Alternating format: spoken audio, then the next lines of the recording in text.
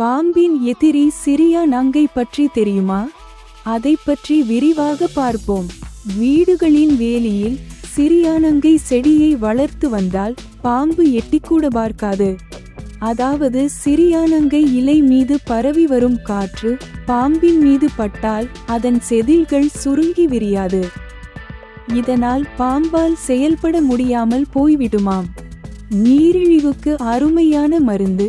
பாம்புக்கும் கீரிக்கும் சண்டை ஏற்பட்டு பாம்பை கடித்து கொன்றபின் கீரிப்பிள்ளை இதன் செடியில் புரண்டு எழுந்து தமது புண்களை ஆற்றிக்கொள்ளும் என்பர். அக்காலத்தில் வேட்டைக்கு செல்லும் வேடர்கள் சிரியானங்கை செடியின் வேரை கடை வாயில் வைத்து கடித்து கொண்டு செல்வார்கள். அவ்வாறு செல்லும் போது வேறு எந்த விஷப்பூச்சி கடித்தாலும் அவர்களை தாக்காது. பாம்பு கடி, தேள்கடி முதலிய விஷக்கடிகளுக்கு சிரியானங்கை இலையை அரைத்து விழுங்கச் சொல்வார்கள். இதனால் இரத்தத்தில் உள்ள விஷத்தன்மை நீங்கும்.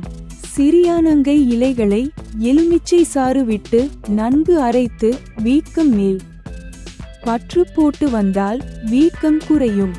தோல் நோய்களுக்கு சிரியானங்கை மிகவும் நல்லது. சிரியானங்கை விதை அமேசான் ஆன்லைன் விற்பனை தளத்தில் கிடைக்கின்றன. அதன் லிங்க் கீழே கொடுக்கப்பட்டுள்ளது. தேவைப்படுபவர்கள் பயன்படுத்திக் கொள்ளவும்.